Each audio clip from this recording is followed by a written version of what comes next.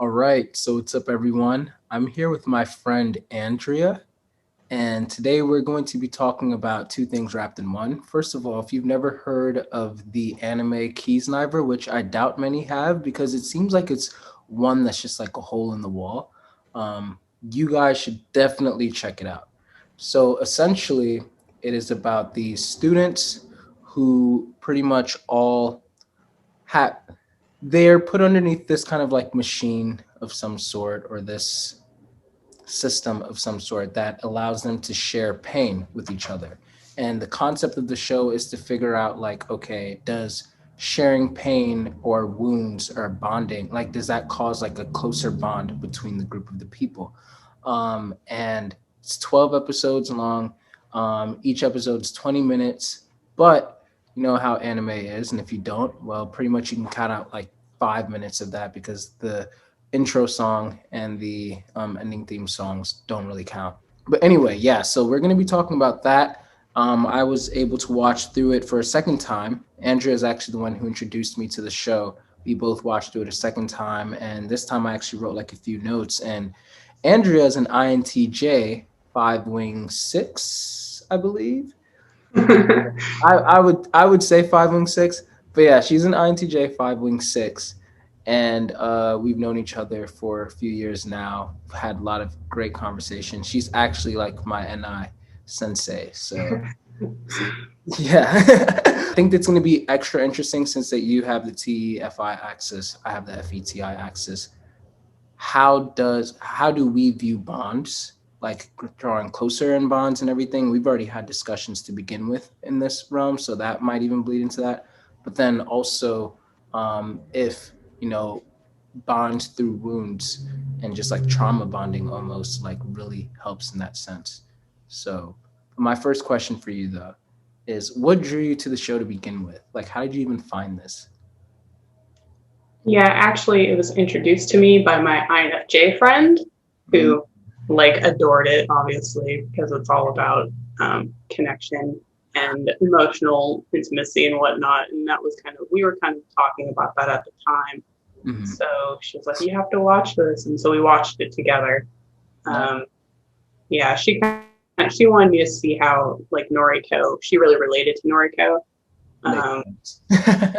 yeah, the self-sacrificial like HSP INFJ character.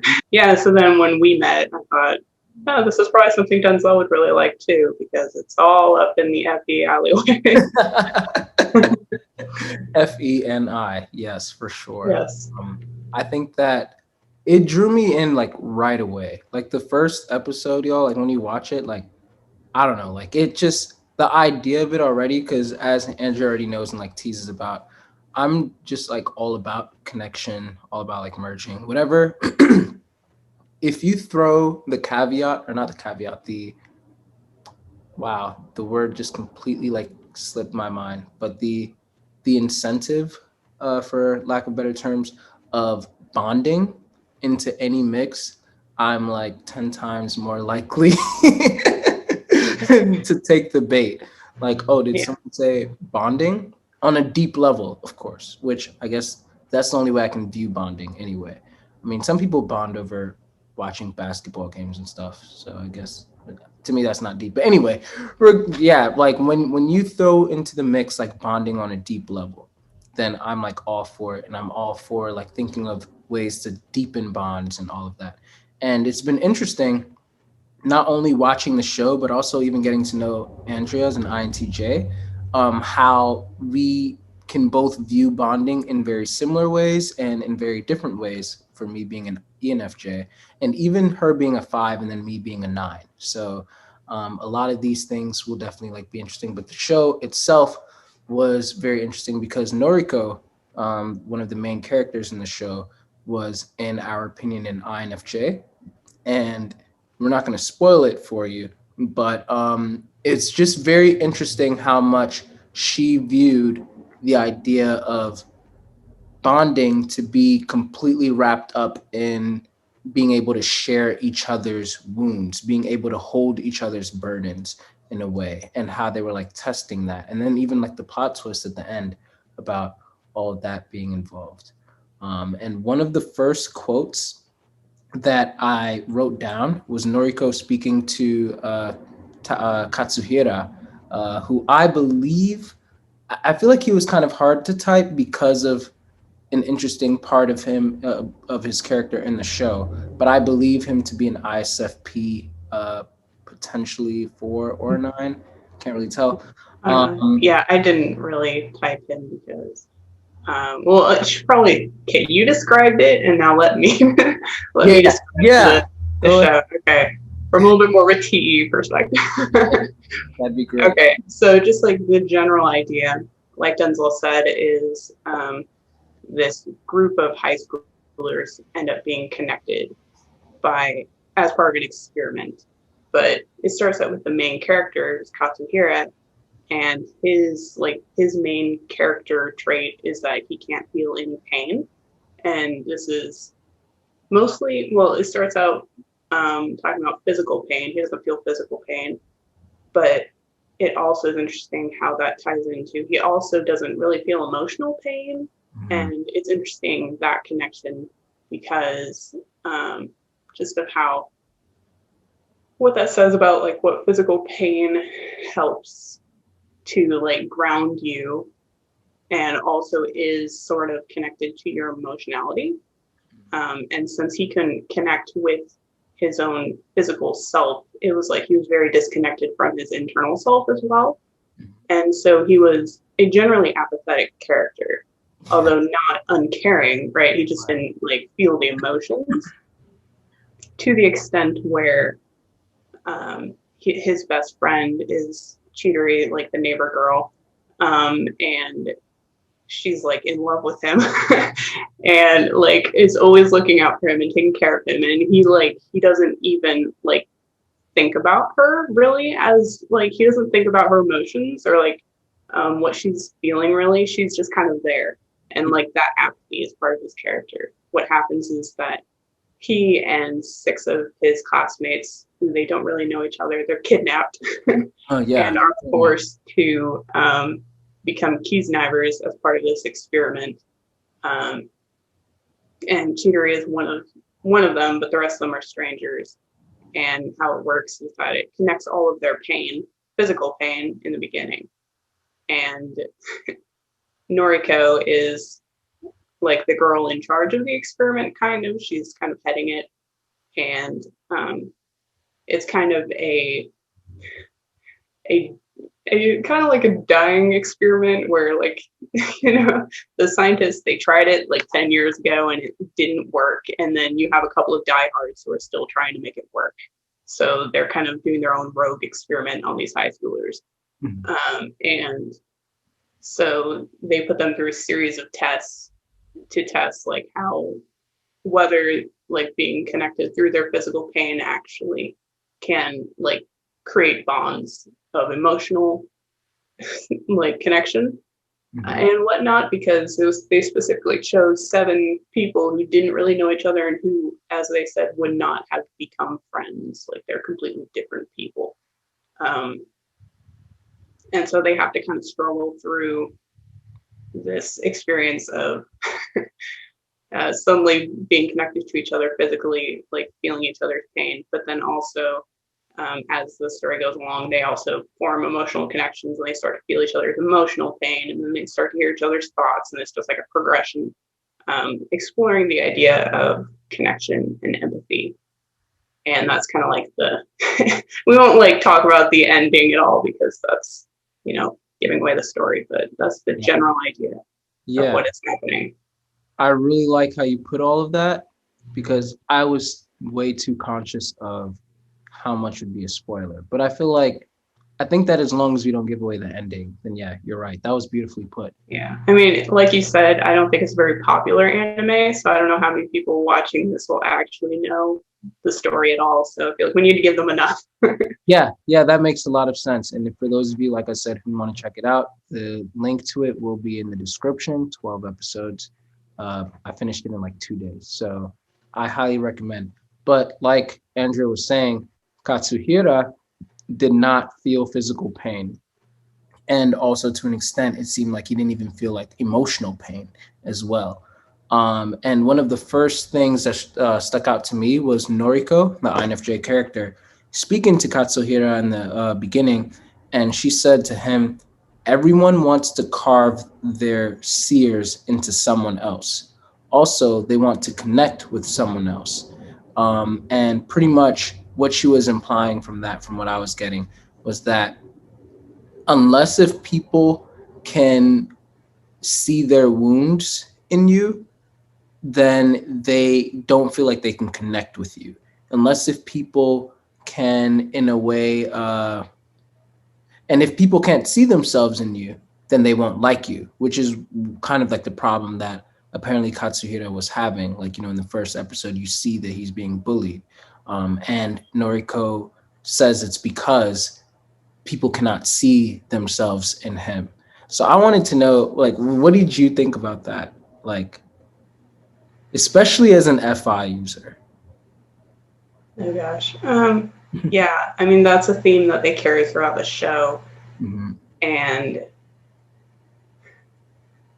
gosh, I don't know which direction to even start talking from. So like just the words themselves, like people, they can't find themselves in you, and that's why they can't connect with you. I think that is true to a large extent, and that's part of why vulnerability really, you feel closer to someone when you're vulnerable with them. And that's not just like the level of trust, but also that you can understand, and there is like truth to the idea that pain can connect you. And that's especially interesting watching his journey, being someone who doesn't feel pain and then being thrown into this situation where all of a sudden it's all about being connected by pain and he doesn't feel it. Like he kind of wants to like be part of the group, but he doesn't feel it the same way that the others do. Yeah. And like even a couple of episodes in, I liked how he had to start thinking about how even though he didn't care about his pain, that other people did. And the fact that he didn't take care of himself hurt other people, so he actually had to think about his responsibility to the people that he was connected with. And that was also true for the other characters. And I liked how they polarized him against Yoshiharu, because Yoshiharu is a masochist. And so he's all about like inflicting pain on himself, but he also had to be confronted with the idea that, oh, now that I'm connected, like I am responsible for taking care of myself so that other people aren't affected by, my lack of responsibility. Put it. I really love how you placed that. Okay, so that's like a separate thing.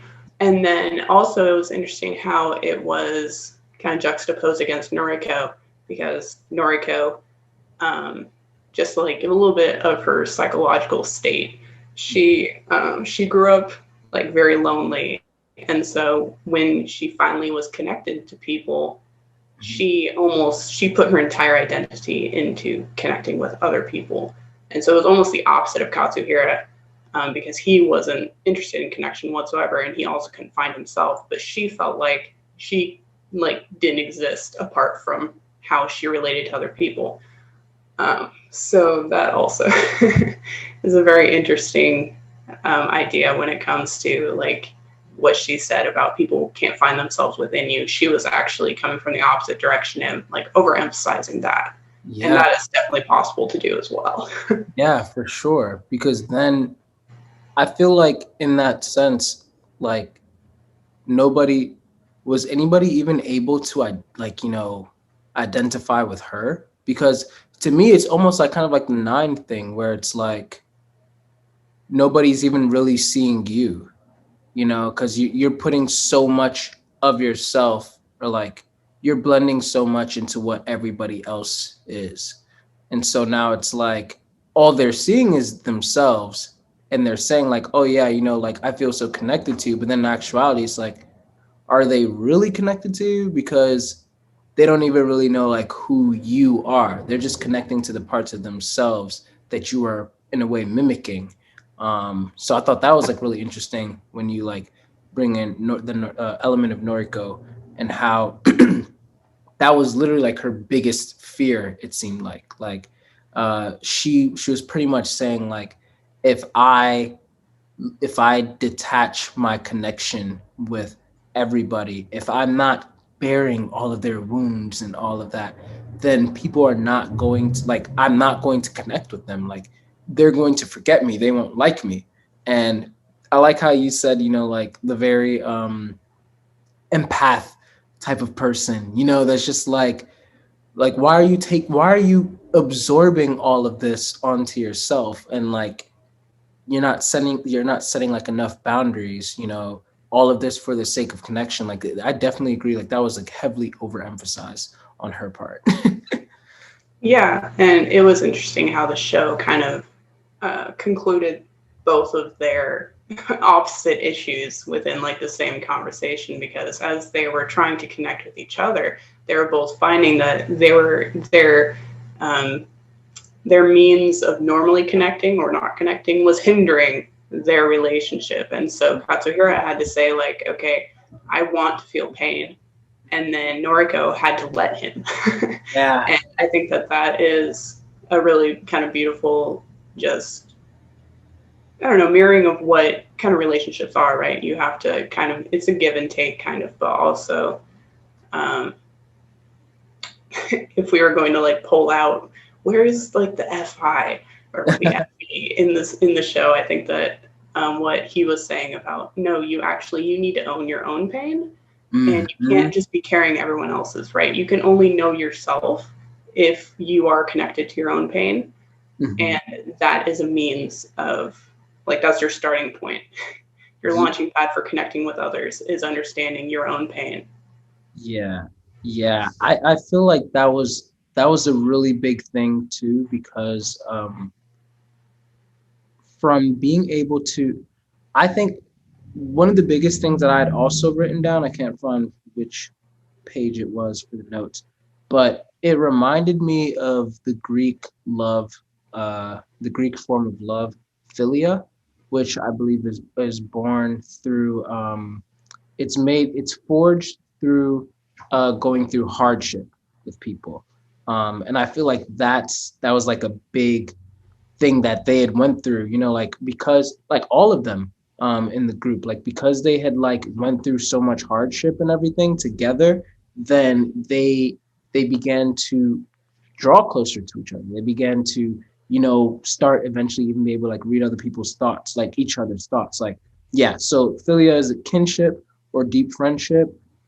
It's platonic, and it's between like comrades, brotherly or forged through hardship, and it produces like loyalty, sacrifice, and emotional sharing. And I thought that that was just definitely like one of the biggest things. Like one of the quotes that also were said was like, "When our experiences hurt others, that can hurt us more than if we were to safely experience it ourselves."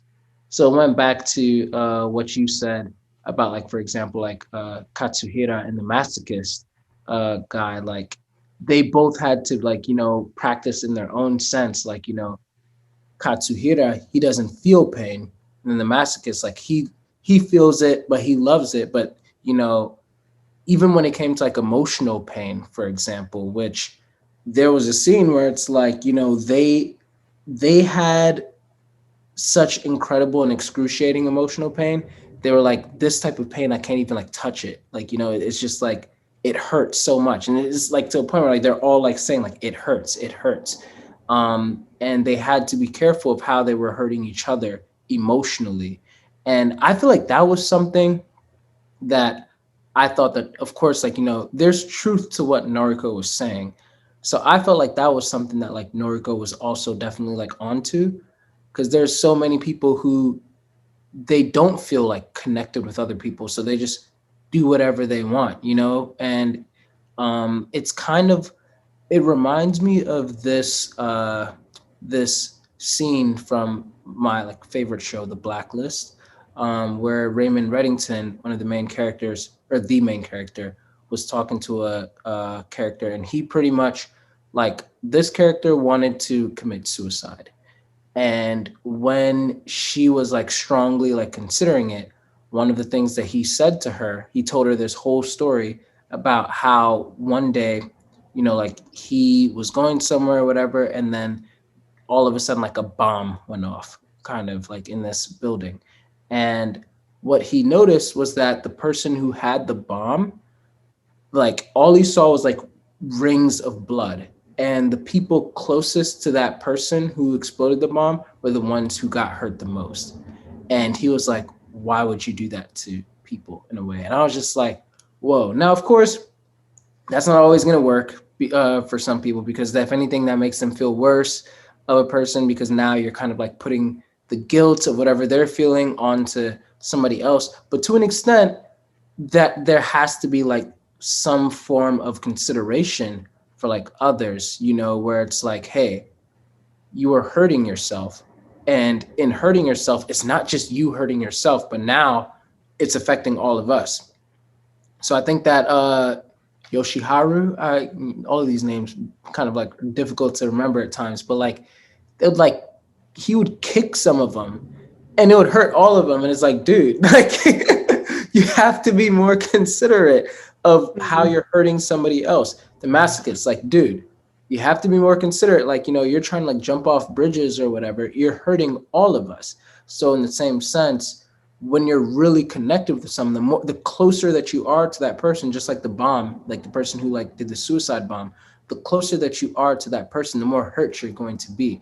So that's where even vulnerability comes in through in that realm as well. Like, okay, how close can I draw to this person? And the closer that you're drawing to that person, the closer that you're allowing somebody to draw to you, then you also have to be responsible for their vulnerability in a sense. Like you have to take care of it in a way, because they're offering it to you, and it's a fragile thing.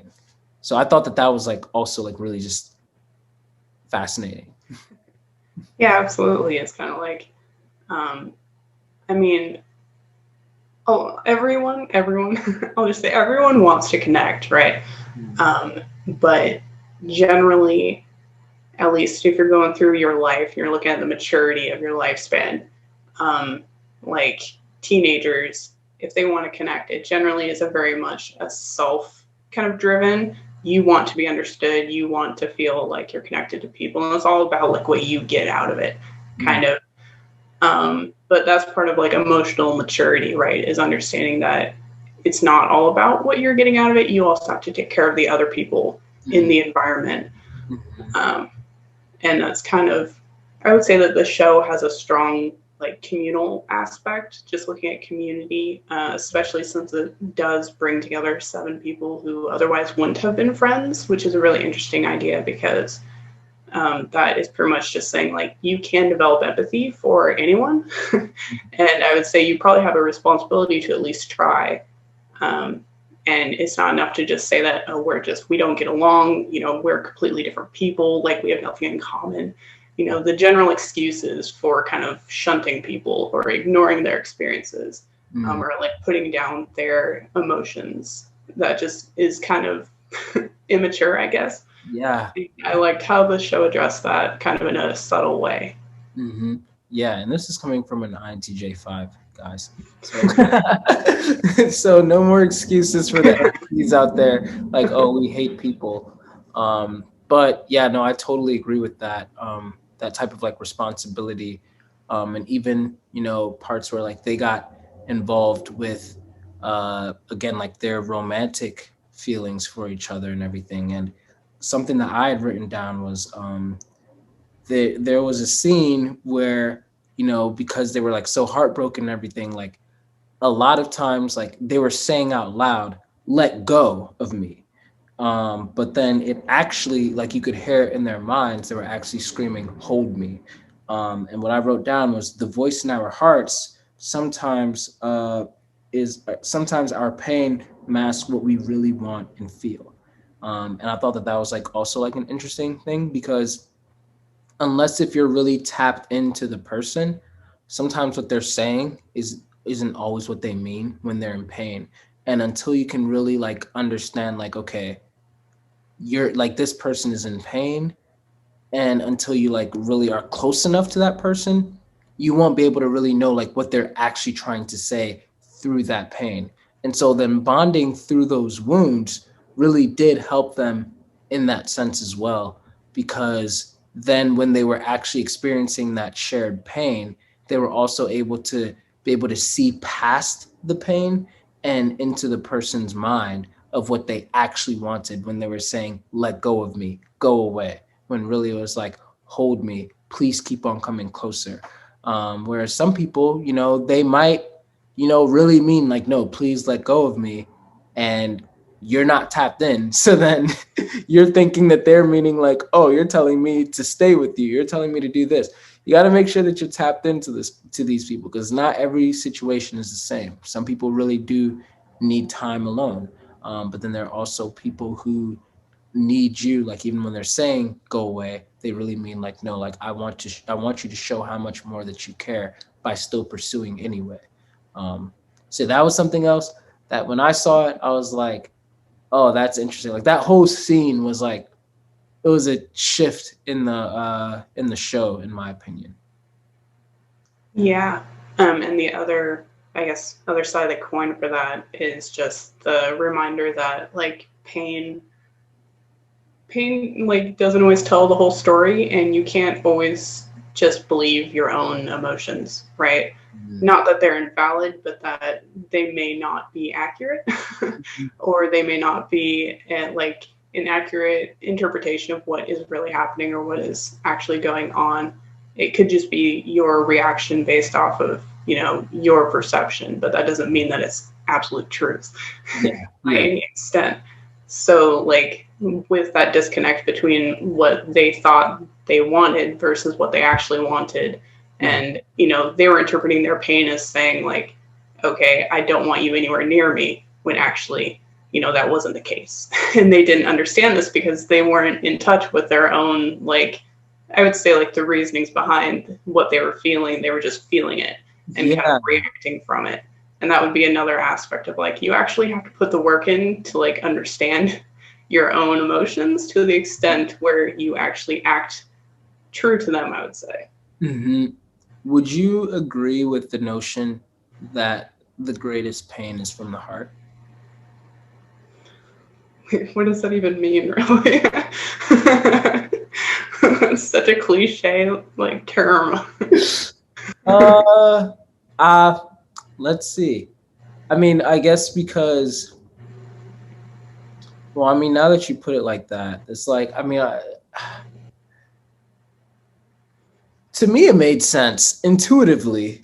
I saw it as like when we break a leg, when we stub our toe, or whatever it might be, when we burn ourselves, that's a very stinging pain for sure. Um, but I feel like what it's implying is that when we actually, have like someone who we were very close to emotionally and everything, uh, either die or betray us, and a relationship and a friendship in some way, that stings more than even physical pain. Now, maybe one could say like, oh, you can't really like liken the two or compare them. But I did still want to like prime that to you anyway, because that's what they had said, and I was like, that was something that I was also thinking about when I heard it. I was like, like it kind of like makes sense. Um, One would venture to say that sometimes that pain lasts longer.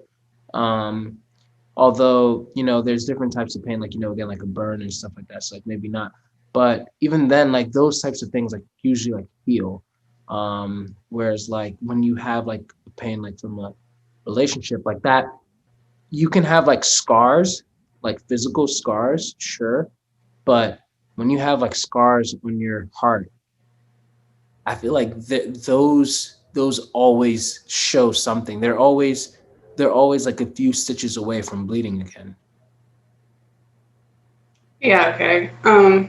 Yeah, I would agree with that. Maybe just because like the distinction between the two is like emotional pain is much more complex than physical pain, right? Like physical pain, generally know what the problem is, and that's pretty much the extent of it. Yeah. You know what it is. Hopefully it'll get better. Unless like that we're talking about chronic pain, which is like a completely different experience. But generally if you feel physical pain, you know it's temporary, you know where it's coming from, like it's pretty straightforward. Mm-hmm. But emotional pain, like it gets so complicated. And if you're like, for an example, the character Honika, Mm-hmm. who I would say has the most like tragic backstory, even compared to like Katsuhira and Yeah. Noriko, just because like she I don't know what type you think she is, but I I say was like, thinking INTP or INTJ. I couldn't really yeah, agree. I was thinking probably an ITJ just Okay. because she seemed very strongly FI, That's what I thought but too, mainly. um, yeah, just like her brief backstory is that she had always been a loner, and then in middle school she made one friend, and this one friend was chronically ill and like was going to die, and they knew it.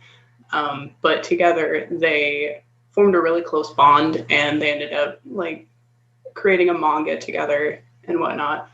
But like this connection was actually like very unhealthy in my opinion. Like it was kind of toxic. But anyway, so they have a falling out, and then her friend dies like soon after their falling out, and so Honika is like carrying this with her for years, and she feels like not only the effects of being emotionally manipulated by this friend who, like, we can understand she was fatally ill. Like I understand why she was kind of toxic, but at the same time, like it did affect Honika.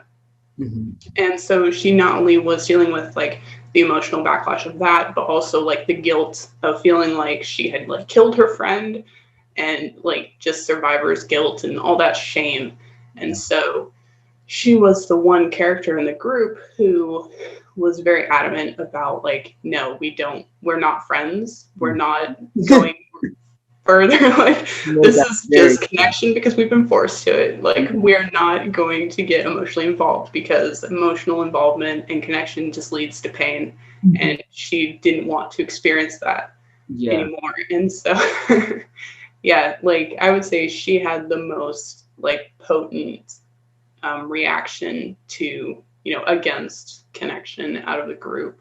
Mm-hmm. um, Yeah, for sure. and something like that is just like that is so complex, and also her reaction to it, and just all the different ways that she could have interpreted that experience and how that damaged her emotionally, that like that can't even compare to just a physical wound Yeah. that is pretty straightforward.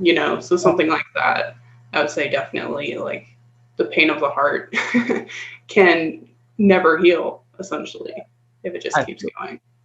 I feel like that's that's also why probably I could be wrong. It's just the first thing that's coming to mind right now. But like, I think that more people decide to want to go suicide based off of that pain that they don't want to live with, than even if they like, oh, I have to have my leg amputated, or oh, this is going on. Like, I feel like when it comes to physical pain, people aren't usually as adamant about like, okay, I have to kill myself. Like I have to like, destroy this pain or whatever.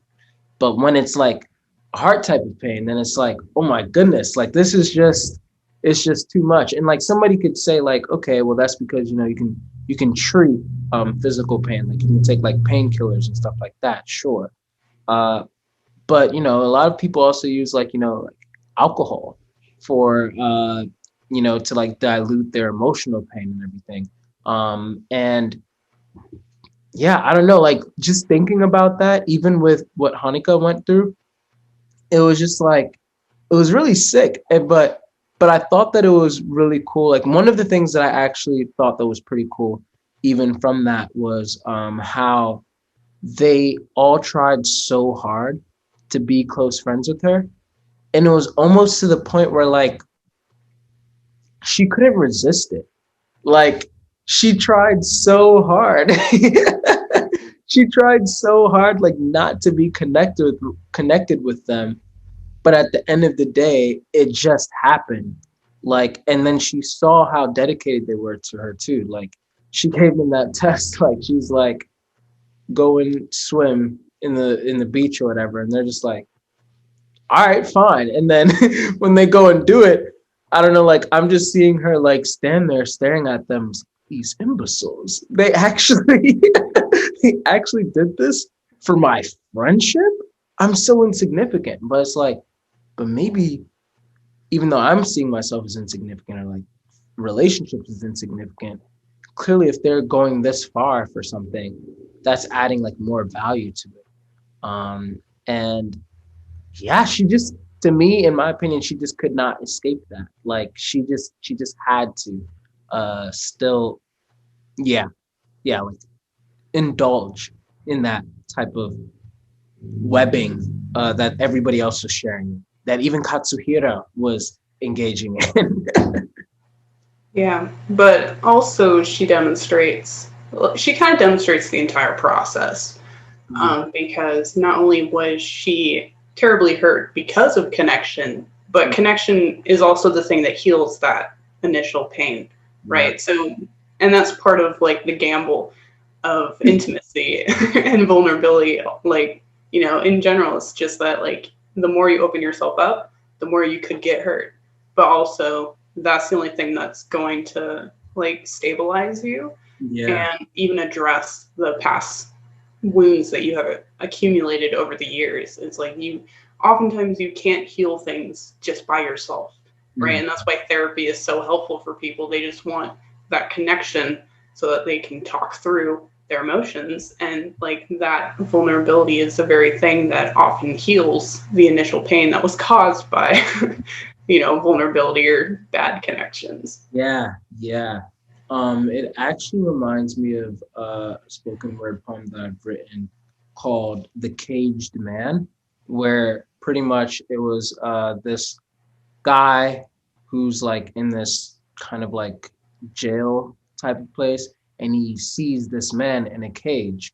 And when he sees the man in the cage, then he's like the man in the cage tells him like, "You're the one who's about to like be suffering. Like when you leave this cage, when you leave this room, it's so dangerous out there. Like you're just safer in here, and it's better just to like not go and experience that stuff at all."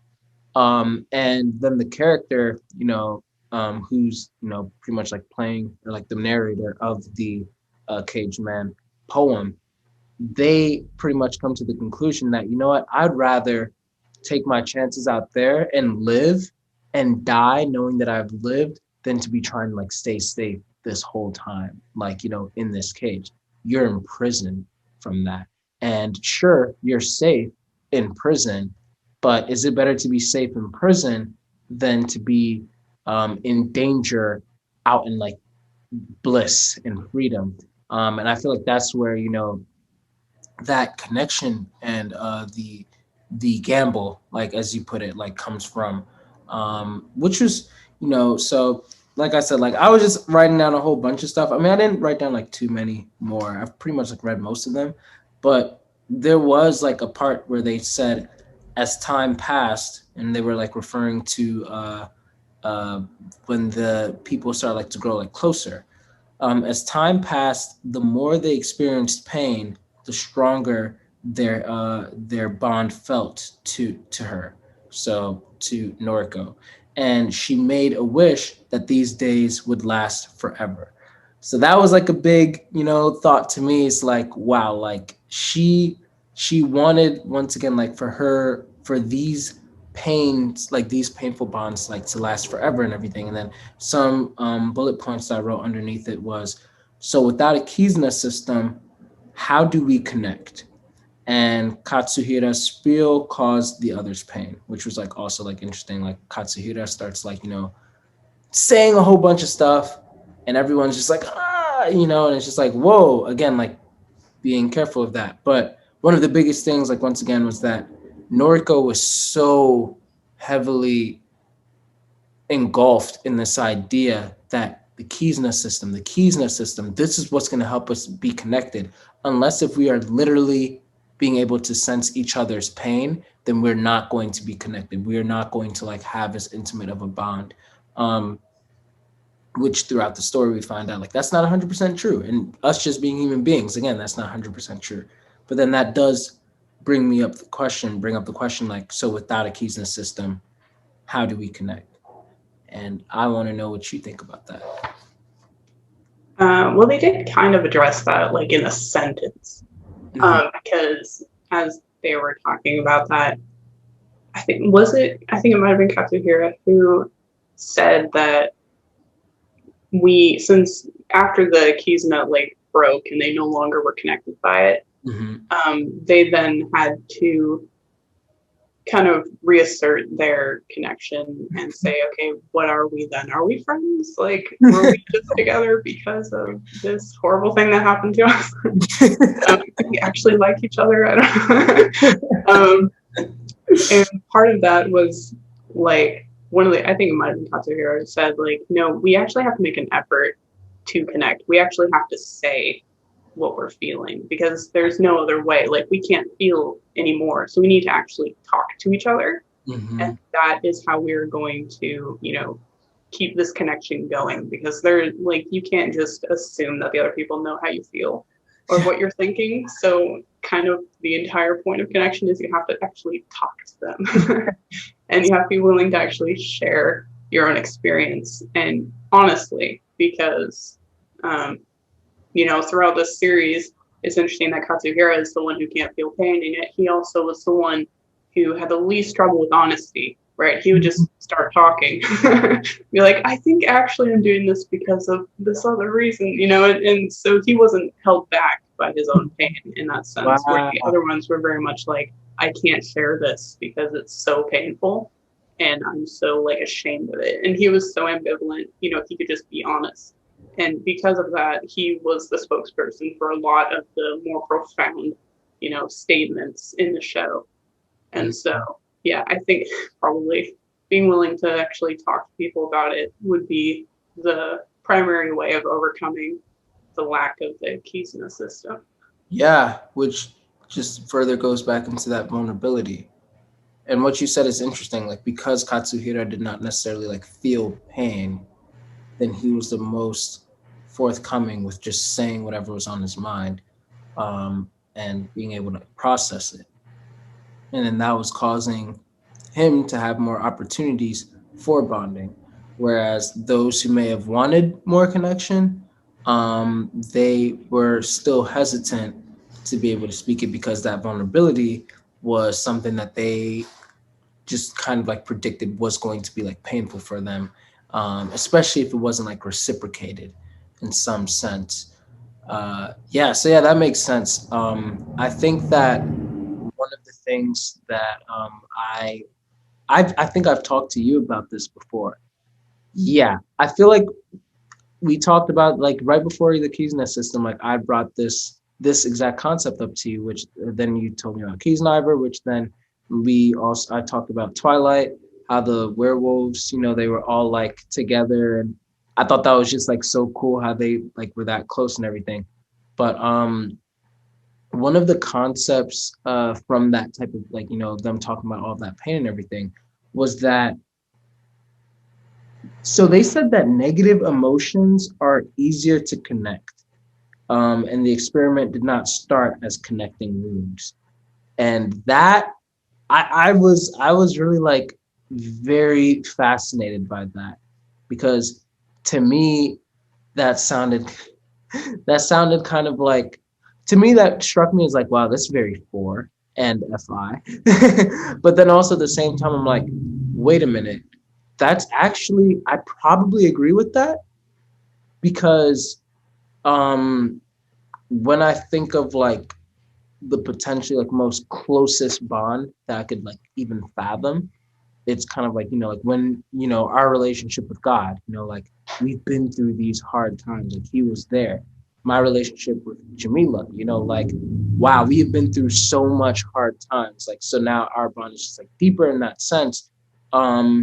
Whereas maybe if people only been through happy times, then it doesn't go as in depth. Yeah, one of the biggest things that struck me, or that I used to always think about, was, and it's gonna sound crazy, But I think I told it to you before.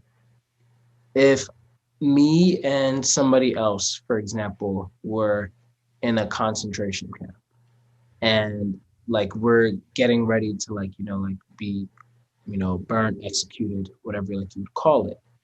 And then the person, like me and that person, we may have not even known each other previously, but now we bonded like very closely because of this traumatic experience that we're about to have and everything. If whoever was holding us hostage came in and was like, hey, Denzel, I'm allowing you to be set free, but that person stays behind. Um, as crazy as it sounds, because of my bond that I have now built with that person, then it's like, no, I'm gonna go through this with this person as much as it like is gonna hurt.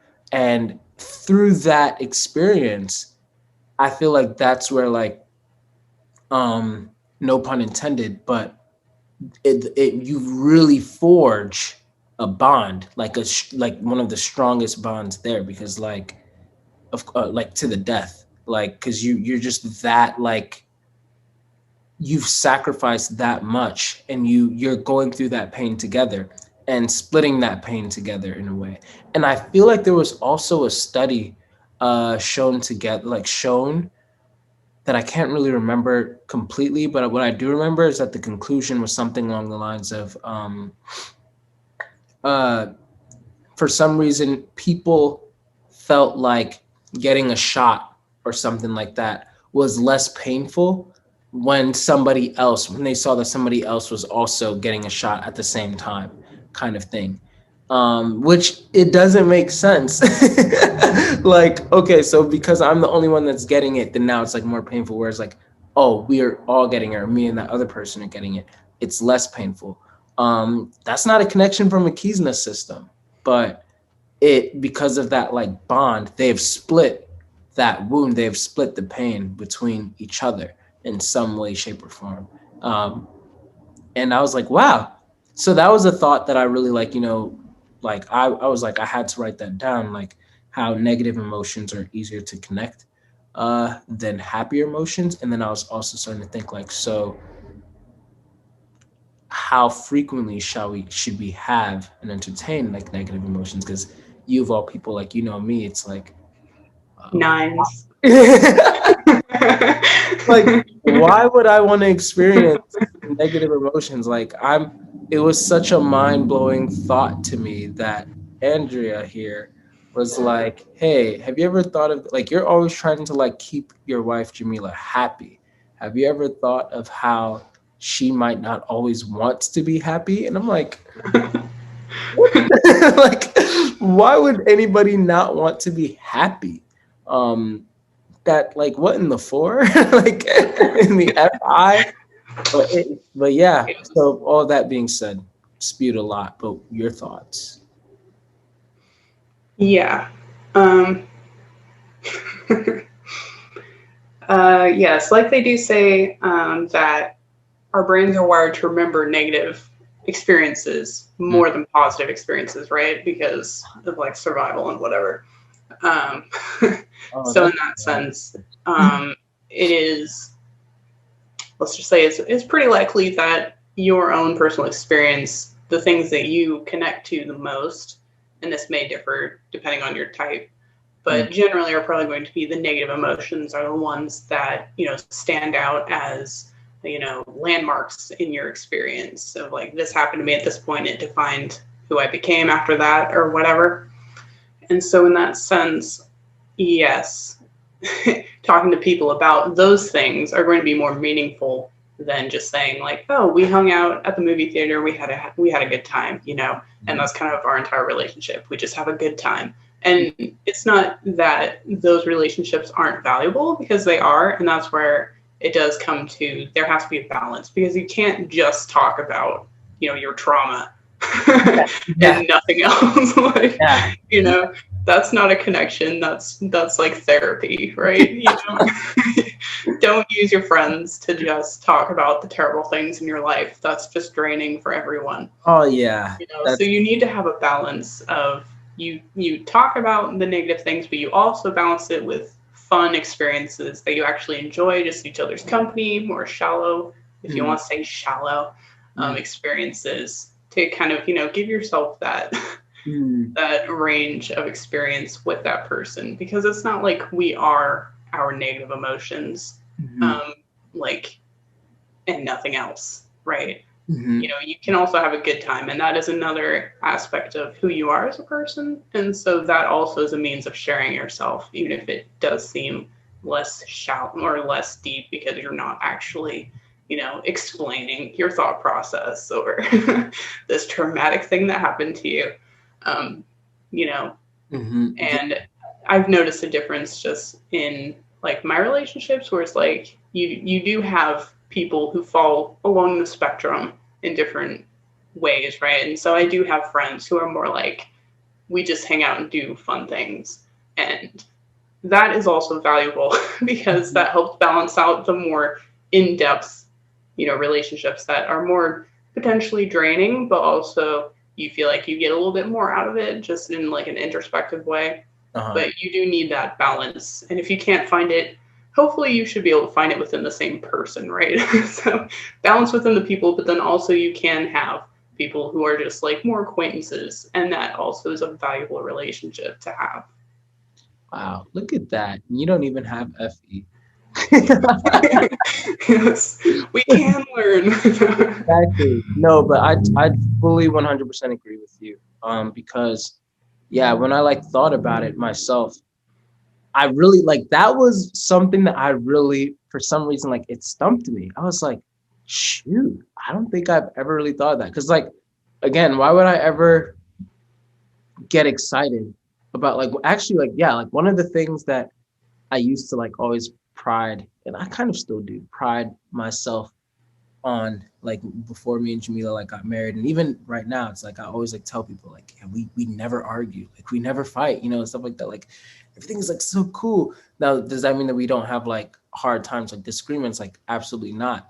But to me, it's kind of like we're going through like these hard times like together. Like dang, financially, dang, there's this going on, dang, there's that going on. But it's like we're going through it like in a good way. So, yeah, but then it was like like if I'm thinking to myself like wow, like imagine if there we were like just financially stable and just everything was just really good like all the time, then where do you really like could one really say like dang, like yeah, me and her just like so in love and we're just so like strongly bonded. Then I started like bringing that to my friends. It's like dang, could I really say that with them if everything is just like, good times? Now, of course, like you said, there has to be balance. You can't just like come in there talking about your traumas every single day and just like all of these like tough feelings that you're having and like, or even like aside from that, fighting with each other all the time. Like that's like, like that's taking this whole, oh, negative emotions create closer bonds thing. Like, a little bit too far. It's like, okay, I'm going to try to like conjure up more conflict and more fights so that we can forge better bonds. Like that's not really Yeah, that's sabotage. Don't do that. exactly.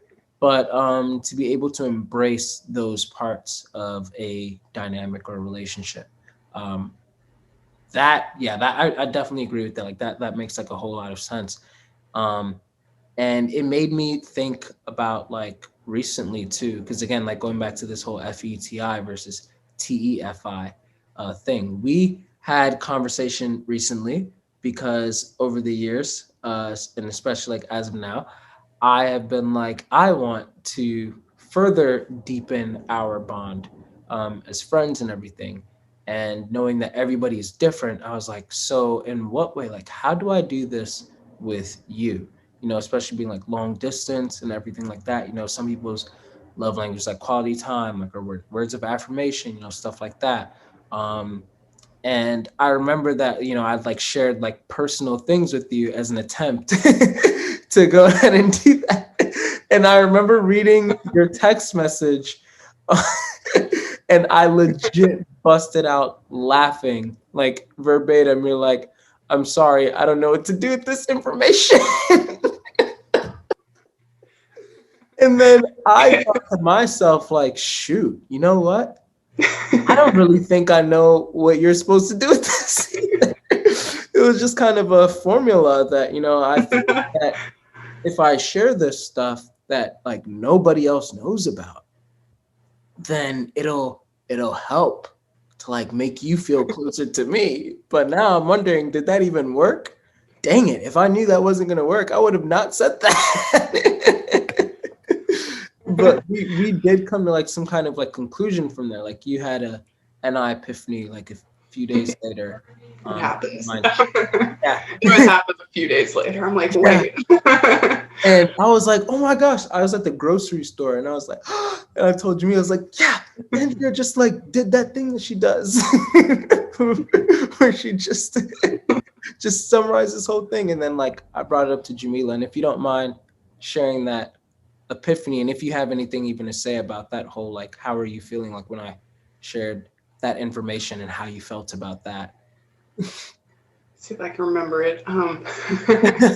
Yeah, so yeah, my original reaction was mostly just confusion. I'm like, why are you telling me this? Like, I don't understand. Like, what am I supposed to do? And yeah, that's not like to say anything about like the content. It's just like sometimes people tell me things. I'm like, I don't understand like where you're going with this, or like why you think I need to know this. Mm-hmm. But there were some things that you said like in the following conversation of trying to like explain why, and you did make some statements that were kind of like along the lines of, it made me think that for you it's more about you have to like actually test that people are going to actually take what you're going to say and like have space for it. Mm-hmm. And so telling me something like that is intimacy for you, because like my reaction of being like, oh, okay, I'm not going to judge you for that. Mm-hmm. That does feel closer to you. Mm-hmm. It didn't do anything for me, but like I was just confused, but that doesn't like invalidate it at all. It's just a different way of looking at intimacy, really, and vulnerability. And for me, like, I don't feel that need to test people or to be like, I need to tell you this so that your reaction will create a space for me. And that I assume is a difference between FE and FI, because for me, it's like, if I get the vibe that you have space for me, I don't need to prove it, right? I don't need like that external metric that FE kind of wants to kind of test the outer, environment of how we're relating. Mm-hmm. You to actually respond to me so that I get this consistent information of where we stand relationally. Whereas for FI, it's much more like static. Yeah. It's very much like, okay, I've established that we're fine, and so I can like be reassured that I could tell you this, but I don't have to like to prove that we're that close. I can just know that I could trust you with it. And then like if I wanted to, if I thought it would help you, if I thought that you would be like honored by my sharing this with you, then I'll share it with you. But like, I don't like, there has to be a purpose beyond just like, we need to establish this connection type of thing.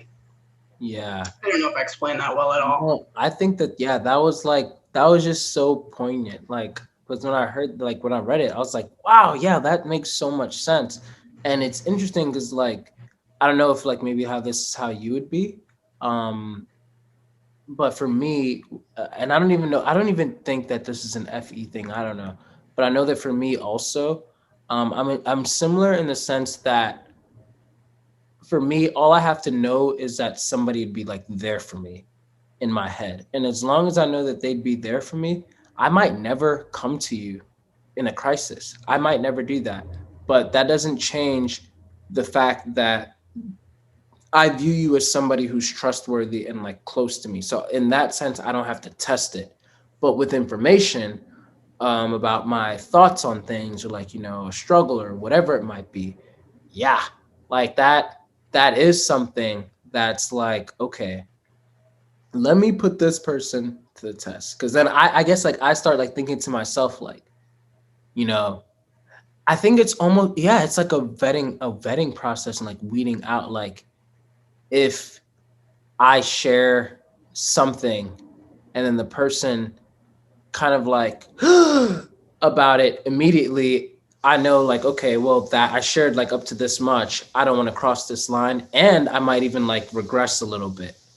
But Right. more that I can like share and somebody just kind of like nonchalant about it, then even if they don't approve, or even if, like, they might not agree, whatever it might be, like, the fact that they give me that space to be able to talk to them about it, and I can see that they're not seeing me differently inherently, like as a person, that creates like a big level of like, wow, I love that I have this space with this person, and this automatically sets this person far apart from like the whole rest of the population.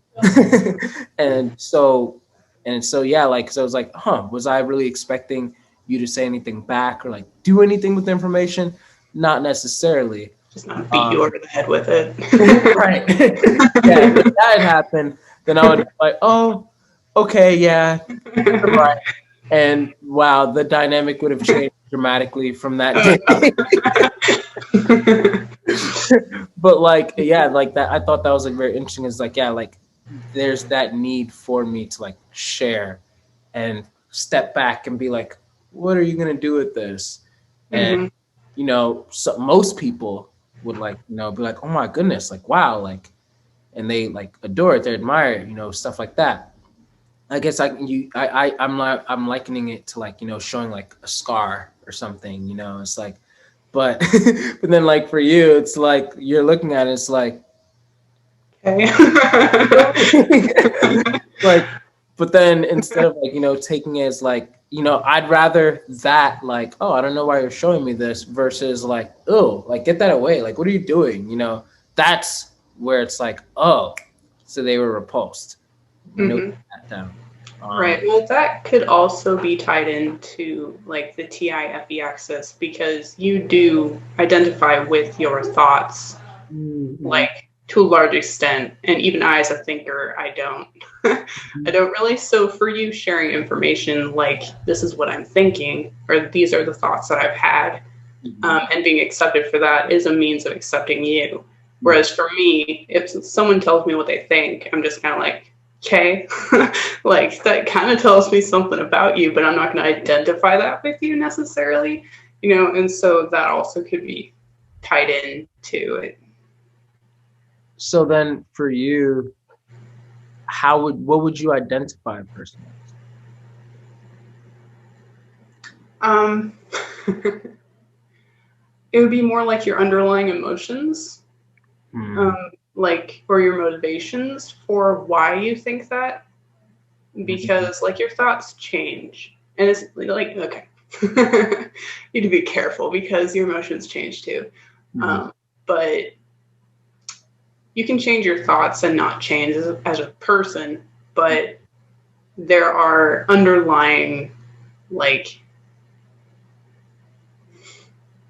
you have like an underlying emotional character of who you are, and that kind of like feeds into your thoughts about things. And so a lot of like my FE users, when they tell me their opinions on things, I can very easily see how that connects to, oh, you think that because you value these things, or like you approach things these ways, you've had these experiences that shaped you emotionally to care about these things, and so not to say that like that invalidates all of your opinions or anything. Right. It can be perfectly logical and also be aligned with your values. Yeah. But, like, those are the things that I'm looking for, more than just like, this is my opinion about this thing currently, because like during our conversation, I could change your opinion, and then what does it tell me about what you think? Like, nothing really. Yeah. So, yeah. So when I go looking for intimacy, or like for testing people on whether they're trustworthy or not, I'm much more going for like, I'll tell you this thing and see if you can identify like my underlying structure of emotion. And if you like dramatically like butcher that, I'm probably not going to trust you with it again. We'll just stick with more of the thought level things. Although even there, like as an INTJ type 5, I do highly value my, like, especially the NI thoughts. I don't trust people, just anybody with that, but it still is not the same thing as like I identify them with myself. It's more like these are mine. They're not me, but they're mine. So like be careful. Don't like trample, because they are connected to like my FI very often. So Wow. Got it. Yeah, that makes sense. I guess going a little bit deeper into that, so then what would be like an example for you as an INTJ, like where it's like, okay, I'm testing the person with this thought, but it's actually like hooked to this value. And it could be like a real example, or it could be like, just like an example, like general to kind it of. could be like literally anything. Like my tests, your tests are very like explicit. They seem very like obvious. You lay out this whole thing and see how they respond to like a big bulk of information. For me, it's more like it's very like NISE perceptions of their reactions. So it could be something as flippant as like me giving like a typical stereotypical TJ like flippant remark of like, oh yeah, I don't care about, people, and seeing how they react to something like that, if they actually like believe it, believe me or not, or if they can see like beyond just what I say, because most people, it seems like they have their own idea of like who I am based off of my external, and that's, or like just the TJ stereotype or whatnot. So if I play the role of the TJ and they don't see past that, then I'm kind of like, well, sucks for you. But really does suck for you too. Yeah, so it can be something very like just a flippant remark, or it could be, me actually trying to be vulnerable to some extent and just seeing to what extent they actually, understand what I'm saying without me, having to explain everything. But Wow. Yeah, that makes total sense. That is so cool. Huh. Well, now my NI is like forcing me to try to like, as we're recording right now, it's like trying to like process all of that and make even more connections, but I have to save that for later. But that's really good to know though, because I feel like that if more people knew about these kind of like differences, then it's almost like, again, like love languages. It's like you can kind of like know the types of like, like what if, these kind of like things happened all the time, but an INTJ who like, of course, like, you're the most healthy INTJ that I know.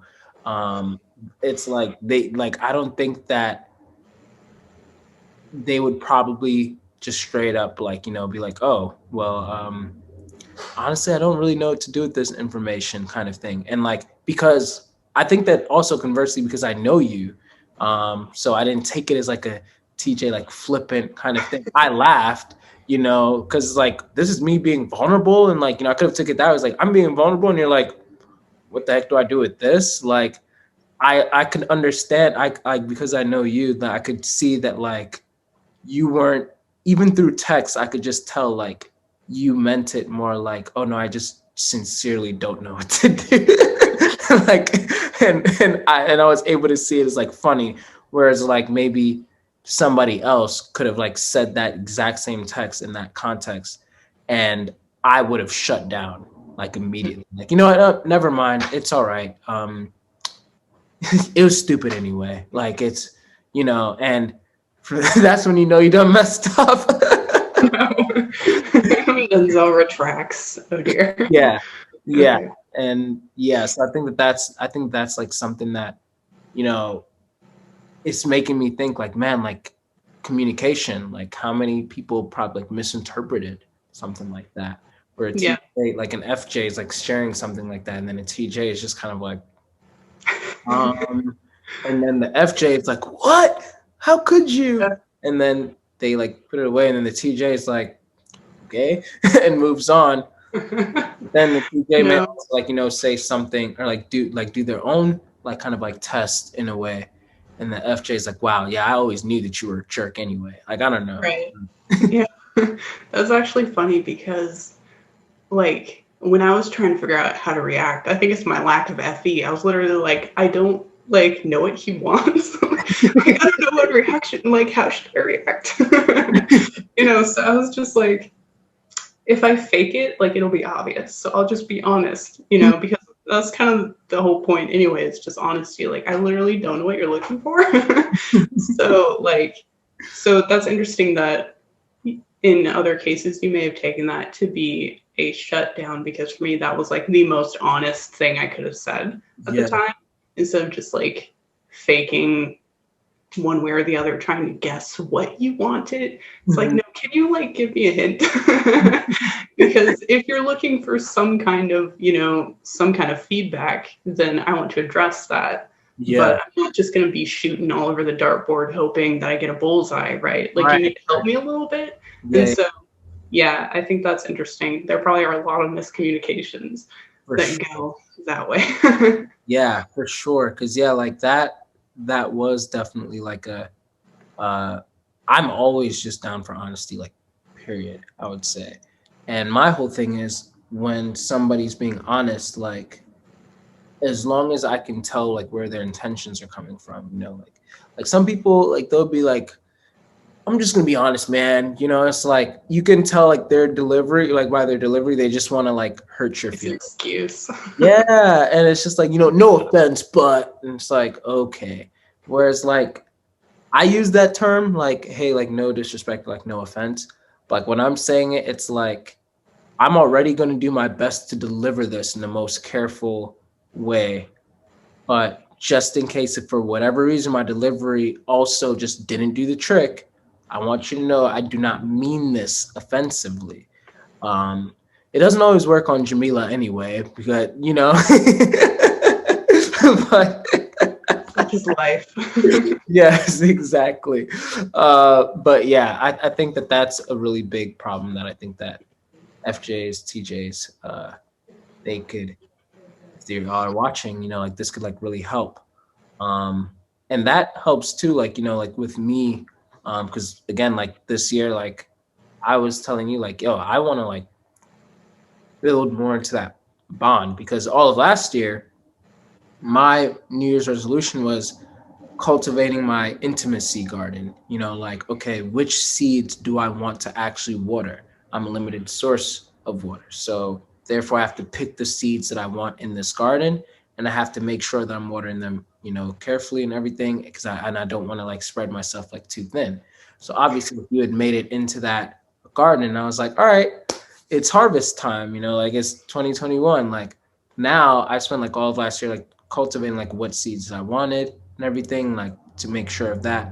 I want to water these seeds. I have a lot of water, but like also I want to make sure like how frequently should I water the seed? In what way should I do this? Like in what temperature should the seed be like? Because all of these plants are different. You're definitely different from like my INFJ friend, and then also definitely different from my INFP friend and my ISFP. Your other INTJ friends. Right. Oh yeah. Yeah, that too. And so it's like, okay, like navigating this carefully, like that really helps me. And you just like, yeah, like just being like honest in that sense. That helps me to be able to be more like, okay, how can I better like cater to you? Because this is the goal that I have for us. I want us to get closer. And kind of like what you said about just throwing until you get a bullseye. I don't, maybe it's an NI thing, maybe it's a judger thing, I don't know.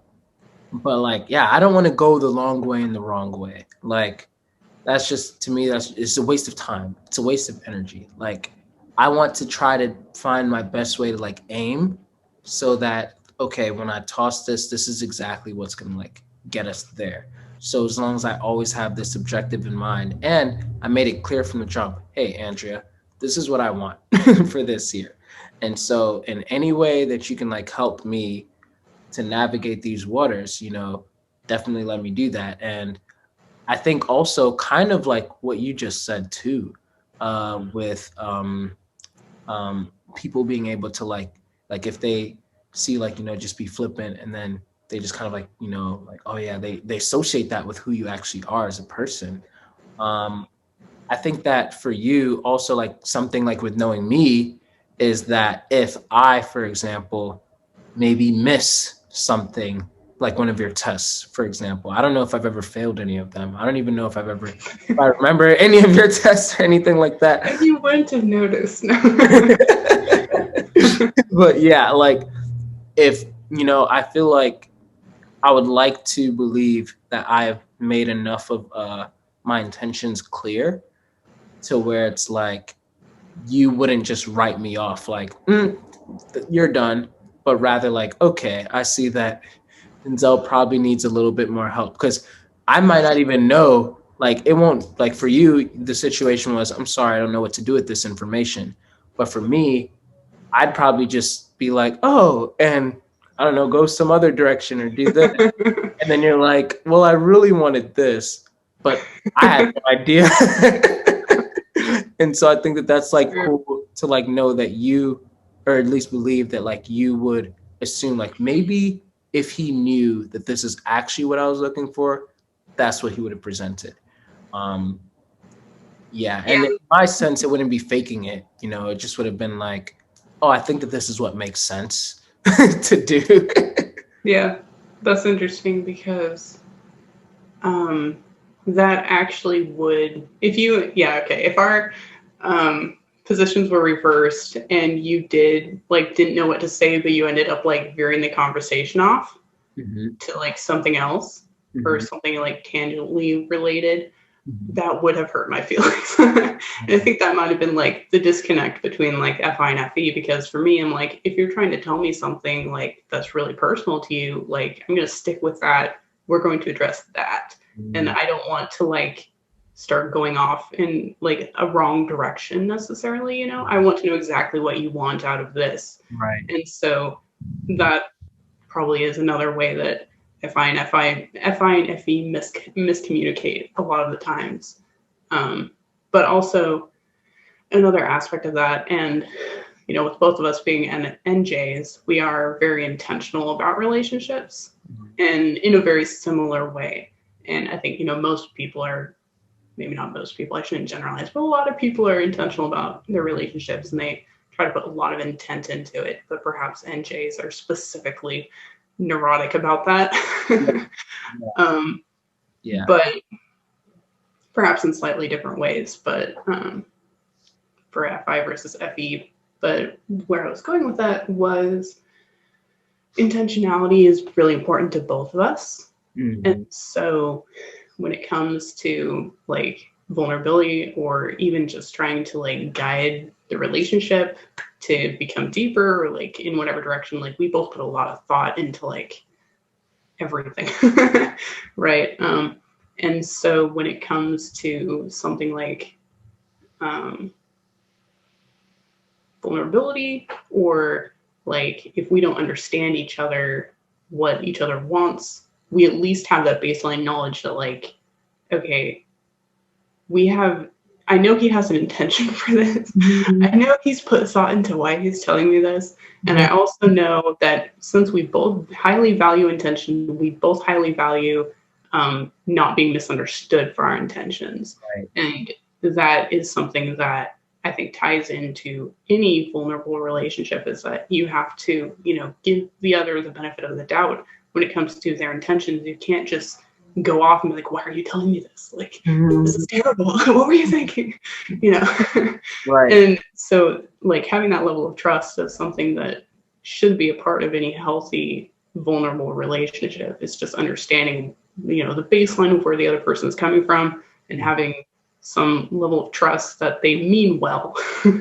They had a reason. It may not be one that you agree with, or it may not even be something that is necessarily healthy, and you can address that, but you should at least understand that where they're coming from, they are coming from somewhere where they're trying, some kind of goodness is intended here, right?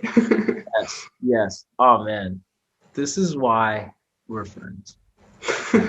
Like all of that like just made me like just so happy and like secure because just like yes, like kind of like what you said, like I can trust that I don't have to explain myself too much, in this situation. I feel like in that sense, it's like, yeah, it's like when you're that tapped in, again, back to like Kiznaiver, it's like I can trust that I don't have to explain, myself, couples that might fight, like, I'm again very intentional with not letting this happen.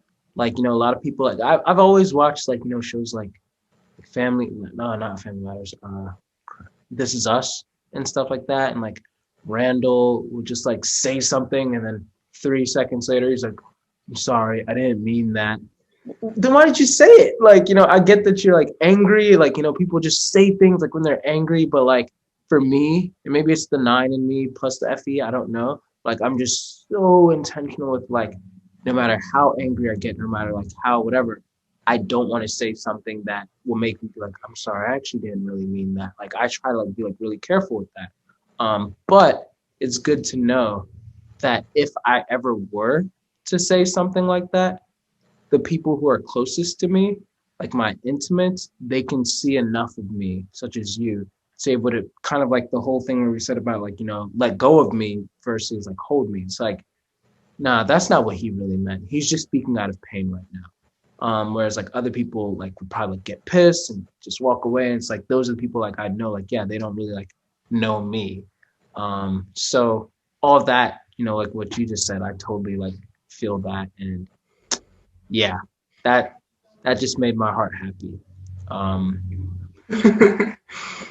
Yeah, although that should also tie into how you approach people in general, right? Like what you were saying about people who don't put a lot of intention into what they're saying and they can just act out of anger or like, and we often just take that at face value and say, yeah, like, okay, you're being a jerk because you're a jerk. Like, yeah, but what do they say that anger is a band-aid emotion and it's always being caused by something else? And mm-hmm. so, having that type of or that level of emotional maturity to be able to say that, okay, I see that you're acting this way Uh-huh. and you're saying it's because of this, but it's very likely that there is some pain under there, bringing it back to pain and wounds. It's like, Yes, generally if people are misbehaving, it's coming out of some kind of damage that they yeah, are trying to compensate for. And so having that understanding, being able to like allow space for people, even if they are being a jerk, to at least understand that, there's more to the story than what you see. yeah. I think that if we all had that mindset, we wouldn't have nearly as many, you know, terrible relationships and encounters with each other. Yeah, that was even in Kiznaiver, like with Hanukkah for sure, but then also with Cheatery when she was like finally she just lost her cool and she was saying a whole bunch of like mean things, but like everybody could feel like, oh wow, like this is a pain, like there's pain over here kind of thing. And I feel like yeah, like if yeah, you're right. Like I would just be reiterating exactly what you said. But like if we really took more time to like really like understand, oh, okay, there is more going on over here. Like let's think more about the person's like intentions, or right now even like the lack of intentions that are like being unfolded right before us. Because again, like anger is just like being expressed.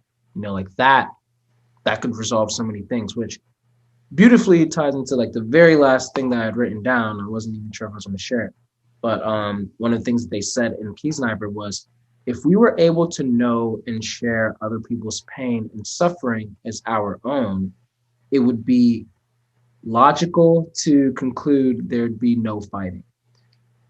And I, yeah, I wanted to ask your opinion on that because whenever whenever I think of, first of all, this was Noriko who said that, so she was wrong about a lot of stuff in the show, but she was also right about a lot of stuff. So it's like, okay, I have to really think about that one. But whenever somebody says there would be no something like an absolute, then I'm always like, I don't know. So yeah, just like repeat that. If we were able to know and share other people's pain and suffering as our own, it would be logical to conclude there'd be no fighting, which I guess already by nature, I kind of disagree with, because those who were in the show, the Kiznaivers, they were fighting and they were sharing each other's like pain and suffering. But I'm wondering if, it's implied that like over time, if they kept on continuing that way, they would stop, because if they care about themselves and if they care about each other, then they would have stopped, you know, fighting. Yeah.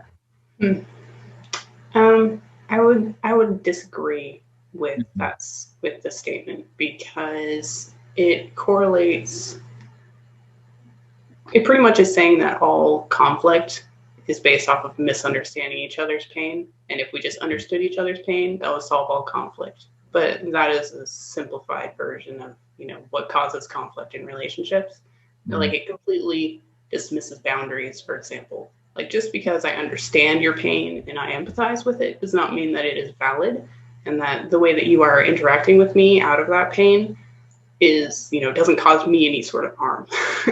Right, so there are a lot of instances where people want to share something vulnerable with you, but they do it in such a way that is not respecting of your boundaries or your space, and in doing so, like, you can understand where they're coming from, you can feel bad, Mhm. and empathize with them and want to help them, but also you can be damaged in the process. Mm. And so, like, that's just one example of how just because you understand does not mean that conflict is never going to happen. Yeah. And like you can, like you say, like you're married, you can still have conflict within your marriage, and you can understand where the other is coming from.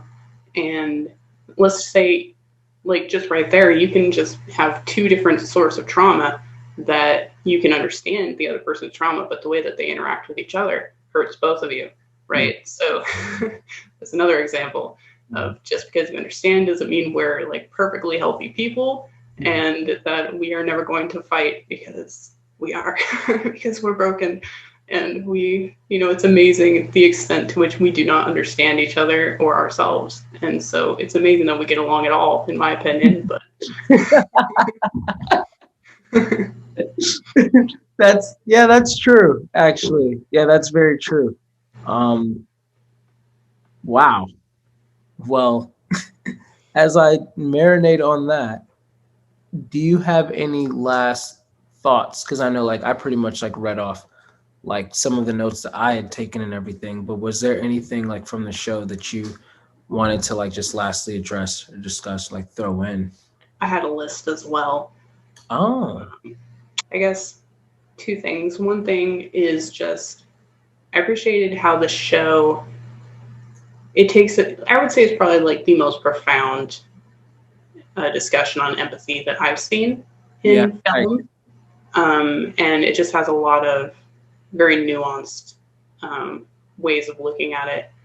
Some Mhm. of which I don't necessarily agree with, but like you know, uh, and I guess I appreciated how each of the characters, like the seven characters, they kind of represented different types of pain, uh, Mhm. Yeah, and what they brought to the group. So, and that was part of them being such different people, yeah. that they wouldn't have been friends otherwise. And so they really had to like fight through their own pain, but then also to understand each other was like an actual struggle. So you have to put work in where you have, the guy who doesn't feel pain, the guy who loves pain, the guy who uses pain as an image. He like converts it into an image. Mhm. You have the girl who like cuts herself off from all connection to avoid any type of pain. Mhm. Um, and just all of these different ways of approaching pain Mhm. that they all still manage to become friends. And so, like, effort does matter, and just willingness. And yeah, I guess just to reiterate what I said earlier is just you don't have an excuse to write people off.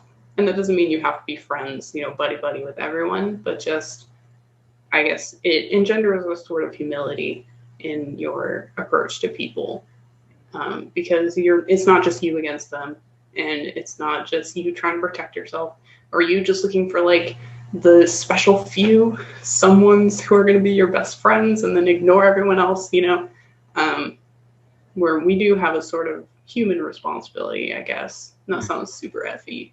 Um, to just to hold space for each other's pain, but also not to, completely take on their pain or like steal Yeah. their pain from them. Like we Mhm. are all entitled to our own pain, and that is also important. So you need a balance there between the FI and the FE. Yeah, yeah, and that totally like wraps up even the whole lesson of the show.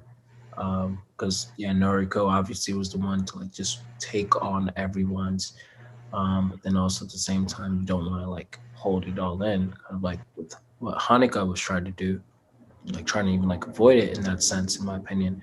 Um, and even like one of the things that like again like stood out to me too is like the first test they had, and like tell us about yourself, which is like again like that vulnerability kind of things like, well, I'm a Sagittarius. Well, okay, well that like what does that say about you? But like when you like just jump right into like the depth of things, it's like, and it was interesting how like we talked about like our fears, like one of them was like a fear. It's like, wow, that could be something, which I don't know, like maybe that would have been like another thing that I probably would have like told you like, hey, okay, so like I'm really afraid of dogs, and then you'd probably like that'd probably be another thing for you is like, I don't know what to do with this information. No, that is more connected to. No, I could work with that. Then we could talk about, okay, why is he afraid of dogs, and Mm, that goes straight into your emotional psyche. yep. But yeah, but that also is another thing that needs to be reiterated. And that is that you are not your pain. Like that does not define you, and just because you have a wound does not mean that you're going to be defined by it forever. It's not like it's never going to heal. And Right. that's kind of the process that we all go through in life, is that just because Cheatery was in love with him and she was so distraught about this, right? Like defined her existence. Right. But she got over it, right? She moved on. And so, like, just because it feels like the end of the world or that you're never going to get past something, like, it just takes a bit of work. You don't have to be defined by it. Yeah, for sure. All of the fours right now probably hate you. As soon as you said you were Hey, not that's true. fine. Not Well, but you fine. also have to balance it out though from the other perspective and say, okay, you're not your pain, but your pain is part of you. Oh And yeah. that's the FI. Oh, You can't just ignore it. yeah. So Yeah. Yeah. There you balance. go. There you go. That's nice. Awesome. Well, I think that's a good note to wrap it up on. But Andrea, thank you so very much for being my friend. I mean, for featuring in this video together. No, but like seriously, I really appreciate it. And this was fun. Thanks also for introducing me to the show, because I'm definitely gonna be using it a lot in coaching. Um, Nice. yeah, and for all of y'all who are watching, thanks for tuning in. I hope that y'all were able to take a whole bunch of like notes, and like really even think about a lot of these concepts. Go check out the show. Figure out like how it could help you with your relationship with other people and your relationship with yourself. Because I feel like that's just one of the like these two things are just like super important, and if you don't have knowledge on how to do that, then well, what are you doing?